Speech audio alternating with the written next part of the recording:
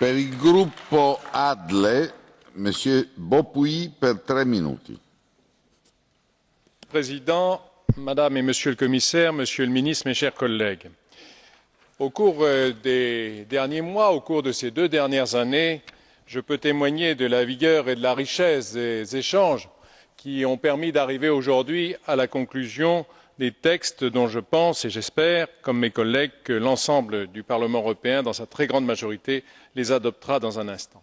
Je voudrais souligner qu'au niveau de mon groupe, nous avons accordé tout au long de ces débats la plus grande attention au fait que ces textes doivent être efficaces. Les différentes interventions qui viennent d'être effectuées ont montré les différents domaines justement sur lesquels devait porter cette efficacité. Comme Mme Krehl vient de l'indiquer, les fonds structurels doivent être à la fois un témoignage de solidarité vis-à-vis des régions les plus en difficulté pour qu'elles puissent rejoindre la moyenne, mais ces fonds structurels représentent indéniablement, et la preuve en a été administrée avec l'Irlande, l'Espagne, le Portugal, les autres pays, la preuve a été faite que le développement des régions concernées a apporté, par leur investissement, un développement à l'ensemble de l'Union européenne.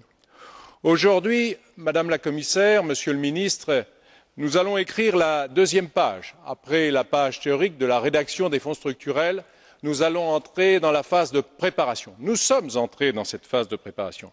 Permettez-moi de vous souligner 3 conditions pour réussir cette phase de préparation. Au niveau pédagogique, au niveau des carottes, si j'ose dire, et au niveau du bâton. Au niveau pédagogique, Madame la Commissaire, je sais qu'avec vos collaborateurs, vous avez déjà entrepris un certain nombre de conférences, d'informations. Il nous faut véritablement développer cette action de communication et votre document qui vient d'être publié va en ce sens. Il faut aussi faire connaître très largement les bonnes pratiques.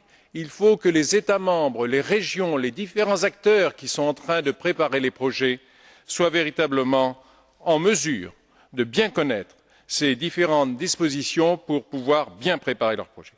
Deuxièmement, manier les différentes carottes à notre disposition. Vous savez, et pour cause, qu'il existe dans les fonds structurels les possibilités de recourir aux fonds d'assistance technique. Nous avons constaté dans le passé qu'une partie de ces fonds n'était pas ou mal utilisée. À la fin de cette année 2006, tout le courant de l'année 2007, les fonds d'assistance technique doivent être utilisés pour que des bons projets soient préparés. Enfin, comme nous disons en France, la peur du gendarme, c'est le début de la sagesse. Eh bien, il faudra rappeler aux différents États membres, aux différents porteurs de projets, aux régions, etc., que s'ils ne respectent pas les règles prévues dans mes règlements, eh bien, ils ne pourront pas bénéficier de ces fonds structurels. Je regrette évidemment, comme mes collègues l'ont dit, que récemment les États membres ou certains États membres aient refusé le recyclage des fonds qui ne pourront pas être utilisés dans les délais prévus. Enfin, pour conclure, je ne peux oublier qu'en tant que président de l'intergroupe, l'Union européenne a enfin reconnu la nécessité de la mise en œuvre de ces fonds structurels au niveau des régions et des villes. C'est là, dans le cadre des dispositifs de Lisbonne, l'assurance d'une meilleure réussite pour les perspectives des années qui viennent. Madame le Commissaire, Monsieur le Ministre, soyez assurés qu'avec nos collègues membres du Parlement, nous apporterons notre appui, mais aussi toute notre vigilance pour une meilleure réussite des fonds structurels.